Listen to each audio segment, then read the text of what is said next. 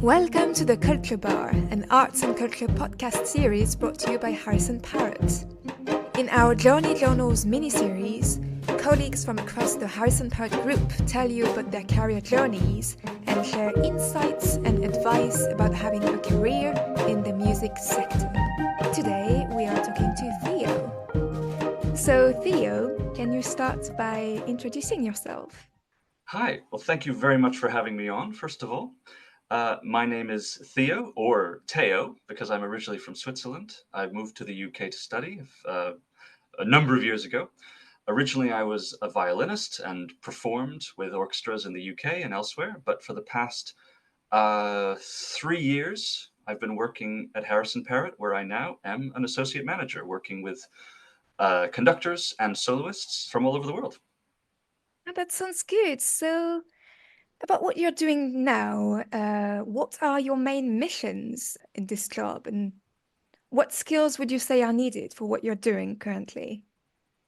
Main missions. That's an interesting way to think about it, because often we get sort of bogged down in the nitty-gritty of the job. But in a sense, there is a mission, which ultimately is to support our artists, to get them on stage, and to champion classical music in all of its shapes and forms. I suppose if I had to summarize the main points, there is an element of logistical and administrative support, which we supply to every artist who comes to us at HarrisonParrott. We take care of the sales and negotiations of their contracts, as well as the booking of their travel, their hotels, coordinating everything from what scores they use to when their rehearsals take place to what instrument they might be rehearsing on, if they're a pianist, for instance. So the day-to-day at the level of the coordinators and the associate managers is to make sure that the show goes on and that any problems that might arise can be quickly solved. Internally, there's an element of record keeping and administrative, everyday, day-to-day, just making sure everything is taken care of from a purely business point of view. We support senior staff in their negotiations and their relationships with promoters. We maintain our own relationships with our opposite numbers at opera houses and orchestras. It's a sort of a constellation of different responsibilities which all come together to form, I suppose, as you might say, the mission of promoting live music and of just making sure that we deliver on the really top quality performances that our artists can offer. And then you had a second part of the question. I did. Now, I was wondering if you could maybe think of like a few key skills that are needed. Well, how specific can we go? Well, there's the general skills of being generally well organized, good at timekeeping, prompt in your responses, literate, not just when it comes to being able to read emails and written correspondence, but also understanding the vocabulary and the syntax of the musical world when it comes to understanding a rehearsal plan or discussing the particular edition of a score. All of these things are assets. These can be learned, of course. Maybe not, we won't teach you how to read, but we can teach you how, all of our new starters who come in, they come from various backgrounds. Some of them are trained in classical music. Some of them don't have classical music as a central component of their artistic landscape at all. Maybe they have a different kind of music, or they come from drama or theater. That can be learned. But there's a fundamental foundation of efficiency and of responsiveness that needs to be kind of built in.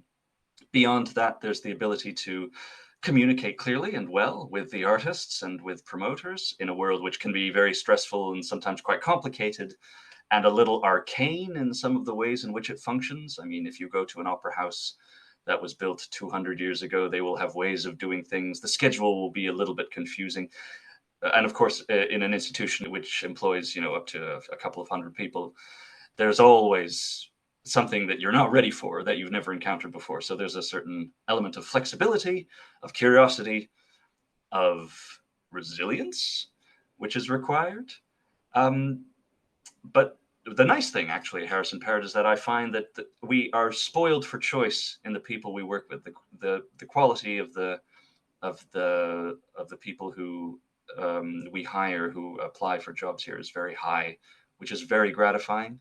It means that we get to work with really interesting, funny, competent people who really, we come up against the sort of the everyday kind of issues that you will in the entertainment industry, but there's always someone there to help you from a senior level. We're very well supported, and at a mid-level and a junior level, everyone is always willing to pitch in and find creative solutions. So in terms of skills, some, like I said, fundamental stuff, which I think is shared across all entertainment jobs, but then we're spoiled for choice, and we have a lovely smorgasbord of all sorts of people who we get to work with. I was thinking that, yes, you must have like a certain need for maybe closeness with what the artist is doing with the program, like not necessarily put yourself in their shoes, but be very familiar with how they work, I'm guessing. Oh, yeah, absolutely. And this comes with time. It might be different for me because, as I said, I was originally a violinist. I had to stop playing due to medical issues. But I don't know if that means that I come at it from a slightly different perspective when compared with someone who, say, studied business or arts administration. There is a degree of familiarity that we develop with all of our artists. They're all unique. They all have different needs. For instance, it will be very natural for me to hear an artist, say if you have a conductor who's working on a complicated new piece or a program involving lots of different repertoire. For me, if a conductor said, "Oh, I absolutely need this score and that score, and I need this edition of this, otherwise it will be different from the orchestra," to someone else that might sound, "Oh, I mean, is that really necessary?" Of course, to me, that's like, "Oh no, absolutely, you must have the Barenreiter because that is the only score that shows this particular notation." Whereas someone else might go, of course, if your hotel room is too small, you can upgrade. Whereas I would say, if you have a bathroom, what is there to complain about? I remember touring with the ballet as a violinist and thinking, what? Oh, a hotel room just for me? So you can't project too much of your own priorities onto this, because the artists have a very, it's a fascinating industry that there's so many variables and small details, and there's so much subtlety in how you communicate between musicians and to the orchestra if you're a conductor. So this is something that you learn over prolonged exposure and contact with your artists, and part of the fun aspect of our job is developing that relationship and learning about your artist and figuring out the best ways to anticipate this or that need. And it's something I think I would hope that HarrisonParrott is known for doing quite well. We tend to really prioritize relationships with our artists over the long term. Yeah, that's very interesting. And I feel like I really agree with that.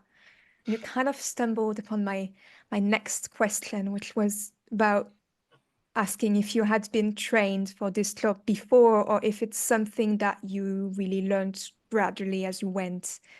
Oh, I wasn't trained for this at all. I mean, I always thought I was going to be a violinist, and then I became a violinist, and then I thought, oh, I'll be a violinist forever. And so I studied here in the UK, and then I played with orchestras like the Royal Philharmonic, Welsh National Opera, LPO, Royal London Symphonia, as a freelance sort of sub-principal violin in both sections. And I had a contract job for a few years with the English National Ballet, where I was the deputy principal second violin. And so that was really my world. It's a very hands-on, practical world where your focus is music making, working with colleagues in rehearsal, performing sometimes long hours. It's very different to what I do now. Who knew that sitting in front of a computer for 8 hours a day would feel so different? To me, it felt very unnatural. The medical problems which prompted the change started before COVID, and so by the time COVID came along and completely turned the live performance world on its head, I was already transitioning into something else. I wrote radio ads for American radio for a year during COVID, because what else were we going to do? There were no concerts, which was a sort of a soft start to a different kind of career. But then when I came to work for Harrison Parrott in 2021, it was very different. The idea of receiving, I remember back in the day thinking, oh my God, I received 5 emails today. How will I have time to address all of these concerns and demands on my precious time? And now, of course, the volume is absolutely immense. And as a result, the efficiency and the speed must be correspondingly efficient. But it's an interesting school to go to sort of make that transition after having worked in the performance world for a few years. It's a completely different side of the industry. It gives you amazing insight and context into what's going on outside of the live event and the rehearsal. Just in the same way, I suppose, that having been a performer and worked in rehearsal and studied the music and the actual performance side of things colors how we approach the needs of the artist and the requests of the promoter when it comes to programming or the needs of in a recording studio or any of these sorts of things. So very different, but part of this larger delivery system that the entertainment industry requires. I remember one of our colleagues, I volunteer for the Harrison Parrott Foundation, and we go out to schools and we talk about music, and we try to foster interest and concert going in younger audiences or audiences who might not think of it as their first port of call when it comes to the kind of music that they listen to. And she has a very interesting graph showing the constellation of all of the different numerous facets and all the different roles that go into the business. There's the people you see on stage is like the tip of the iceberg. There's the legal, the administrative, the technical, all of these different categories, all important, all necessary for live performance to take place. Yes, I remember. It's Lissy who showed this and described the industry as an ecosystem. And yes, where everything hangs in a kind of balance. Exactly. And it's actually funny because you and I are both Harrison Parrott Foundation volunteers. And we both went to talk to young students. And I think it was almost exactly a year ago, coincidentally. And I remember actually you talking to those students, and there was something that you said about not really having a plan. I mean, it was more the way that your initial plan had collapsed. And do not take this the wrong way, but when I heard that, I remember feeling this incredible feeling of comfort. Of comfort Maybe, my life plan had relief. no, I know I'm just you teasing. know what I mean. Do you react against this idea of having a plan? Is that why?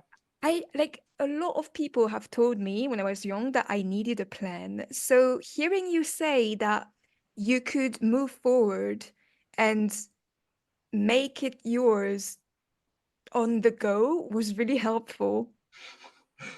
Well, I'm glad I could contribute in that small way. I'm teasing. I mean, it's true. I remember the talk. I think it was a year ago. We should do more of these. It's great to meet young people. We should take every opportunity we can. I would still say have a plan, but do not have a rigid, inflexible plan which cannot be changed as the need arises. So, but I mean, I'm quite a planning kind of guy. I like having a direction and being methodical in my approach. Maybe you're more of a sort of on-the-go, spontaneous kind of person. I mean, different people approach things in different ways. I would say there's the micro level where, in terms of delivering an efficiency in this job, you do need to have a structure and a system that you use that works for you. In the larger scale, things can be a bit more malleable, a bit more flexible. I mean, both in terms of delivering on the brief that we have as associates and as managers and as coordinators, but also in terms of our own development, because the industry we work in is changing. The expectations of artists and the interests of audiences are in constant flux and evolution. So you need to be flexibly responsive to what's around you, but with a framework against which you can lean, I would say. And I would tend to agree that the framework is definitely needed, but it's really amazing to think of the music industry as this ecosystem where you have plenty of different ways to get to several places. Yeah, I mean, and we could talk about specific sort of examples. I mean, the reason why I began to listen to music and to play the violin was because my parents come from a background where learning an instrument is considered to be part of your education, and listening to music part of the formation of your character and your sort of perception of the world. I don't know if that's as common now as it used to be. I don't know if people are going to as many concerts, traditional concerts, shall we say, classical music, or live events, because people are consuming music at a crazy rate, as much or more so than they ever have. But so much of it is now online. People will have access to streaming services, which open up all the music ever recorded to you, rather than having to buy a cassette or a CD or download an MP3 and curate your own library. The way, I mean, I'm a little older than you. Maybe this is completely alien to your It still experience. makes sense. Okay, Absolutely. fine. Oh, yeah, it Yeah. does. Yeah. Yeah, no. So when I was a teenager, MP3s and iPods were just coming out. So there's this idea, oh my God, I can walk around with 200 songs in my pocket. I don't need my CD player anymore. And my parents, had sort of had made the transition to CDs. And so for someone of a certain age, the idea of not having a library of your own, which you have designed and curated, and having a subscription-based service is very strange. So I think one of the things I would be very curious to talk to younger people about, I'm not old, younger people in their late teens, early 20s, would be, how do you navigate the sheer volume of things, of music that's available? And what is your attitude towards your own consumption of it, in the sense, how do you filter it out? Is it just, you discover new things every day, or do you find yourself drawn to the same artists, to the same kind of genres? Because for us, in terms of building the audiences for our artists and of advising our artists on programming, this is the sort of stuff that we think about all the time. Who are we aiming this repertoire at? What is the core audience? Sorry, I went off on a bit of a tangent, but it's something I find very interesting. I would Yeah. definitely listen to you speak about this, Theo, definitely. Oh, I don't know if I'm the person to talk to. I would much rather listen to the people who that we interact in Harrison Parrott in our various capacities with all sorts of different entities, including the record labels, Universal and Deutsche Grammophon and Warner and Pentatone, and all these labels which were built on traditional recording, retail, and media, and have gone through various reinventions and crises as new media came in. That would be an interesting discussion to have. I couldn't necessarily give the most sophisticated answer on that point, because fundamentally, coming back to the job that we do, most of what we do still is tied to, or maybe this wasn't the case, but it is at the present time tied to live media. That is where the bulk of our artists' work, insofar as we're concerned, happens. You had also taken part in our blog series called My Relationship with Music, with a beautifully written article about the impact that music had on you. It's available on our websites for those who are interested. I'm thinking about this because it is true that you are also a writer. And I'm guessing that this job that you're doing in Harrison Parrott, linked with music and art in general, is also a great way to find inspiration, isn't it? Well, how nice of you to mention. I'm a hobbying writer. I write in my spare time for fun. I've written a few short stories and some terrible, terrible poetry, which I would not recommend to anyone. And a novel, The Winter Wilds, which was published in 2021, which has very little to do with music. So sometimes I think, wouldn't it be great if I was writing a book about music management, which I'm not, because then the amount of material would just write itself. Every day something happens where you're just like, oh, this in my as yet unwritten book about music management. This is going to be hilarious. I don't know if I can give specific examples. I don't want to. Yeah, probably not at this stage. I'll have to change all the names. But I mean, Of course. it's just it. I think there's something about the time pressure, the resource scarcity, the very high level of engagement and of enthusiasm and of passion and of investment emotionally from the artists, and just the sheer madness of trying to put on concerts and the stuff that happens. I mean, there's so many good stories. A discussion for another day, perhaps. But yes, well, Stephen King, the writer, said that he had his day job when he was a young writer, sort of submitting short stories. I think he worked in a hotel and he sort of worked in the laundry and washed the tablecloths and stuff. And manual labor is a great way to write in your head because you don't have to think about it too hard. You're just sort of, obviously, it's not much fun washing tablecloths, but you can allow your mind to wander. And so I'm not sure I would want my mind to wander to the same places that Stephen King's mind goes to. Also, incidentally, if a little parentheses, he says that when he writes during the day, he likes to put on a song or a piece of music and just run it on a loop in kind of like a meditative sort of way, which I think it drives his wife completely insane. But something about that makes him enter the zone and lets him concentrate. I don't find that at all, because as soon as a piece of music goes on, part of my brain is like, oh, yeah, this is good. That's the beat.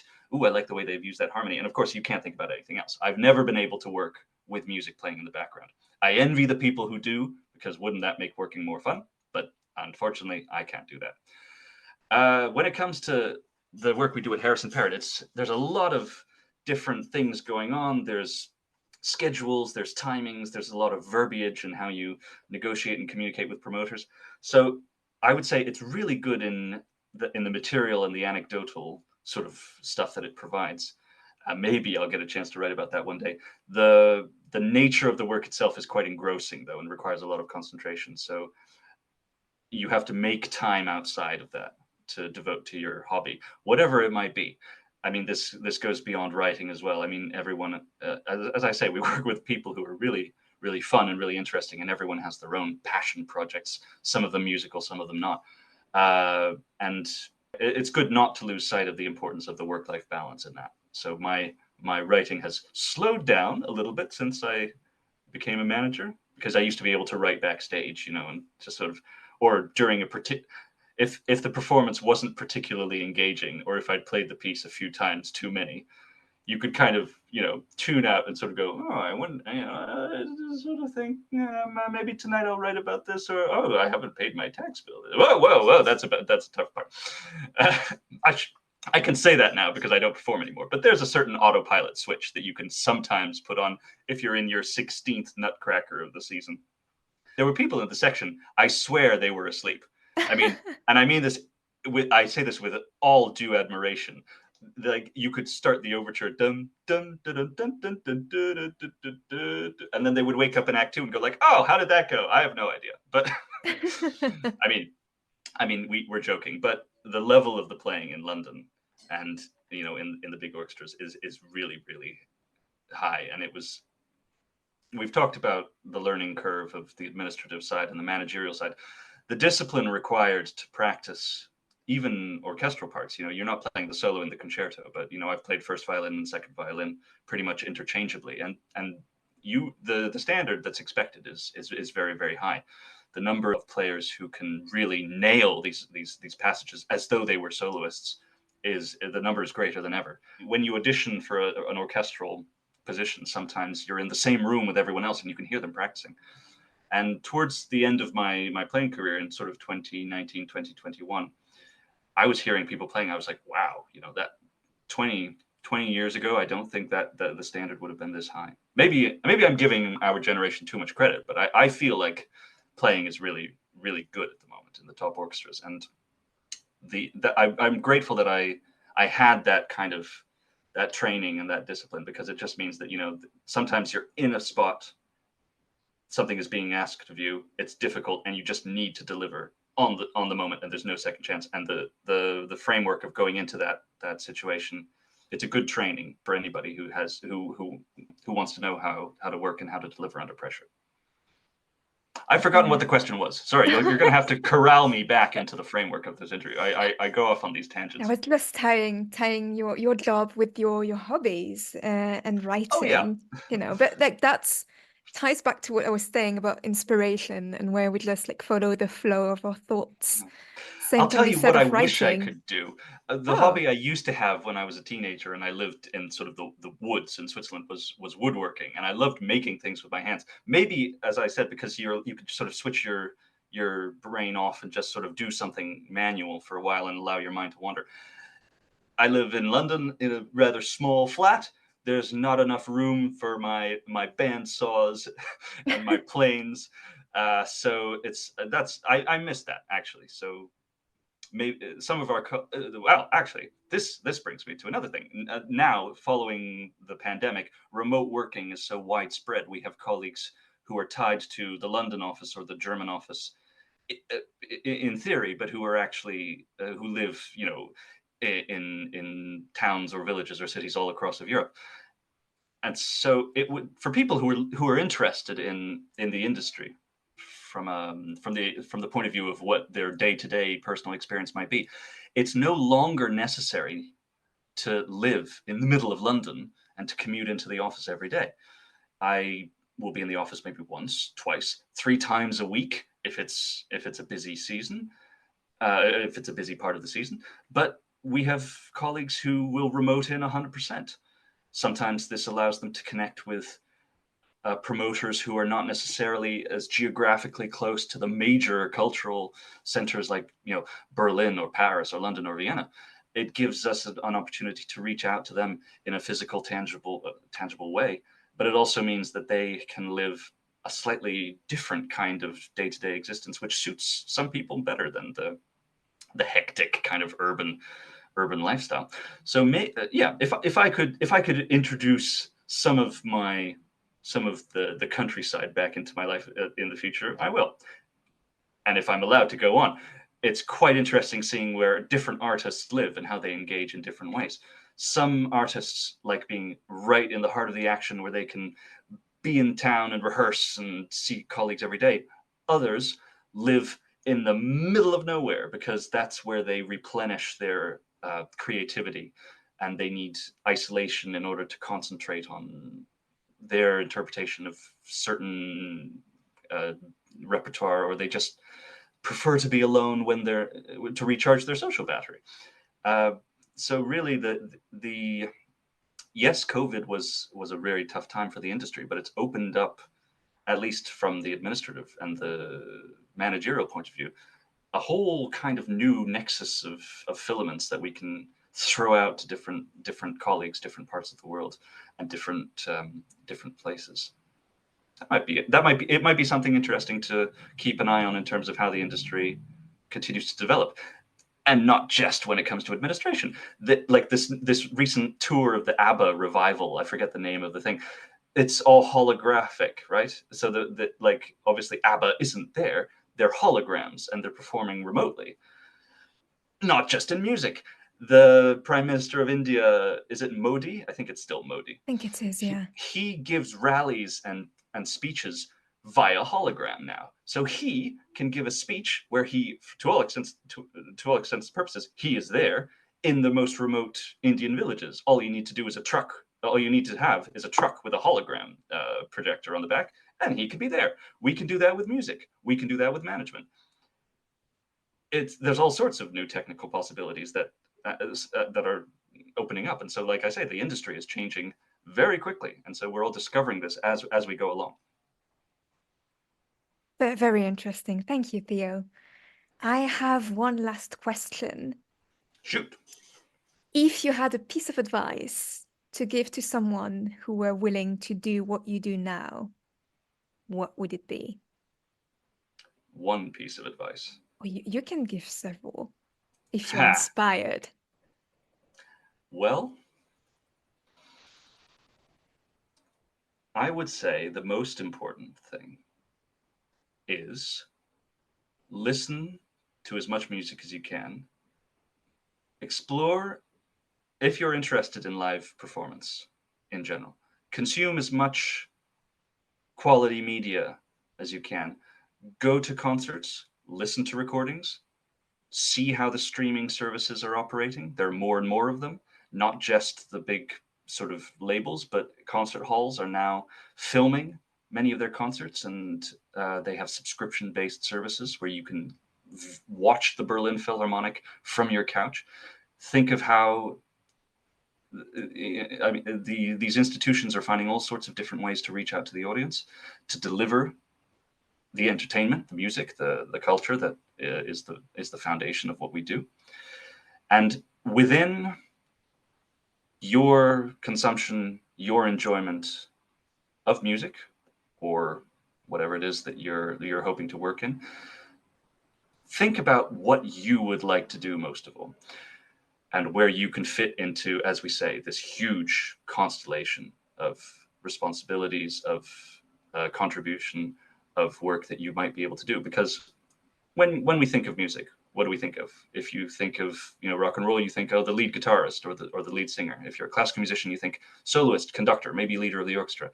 If you, I don't know, maybe if you're a pop singer, you think, I want to be Dua Lipa. That's the only thing for me.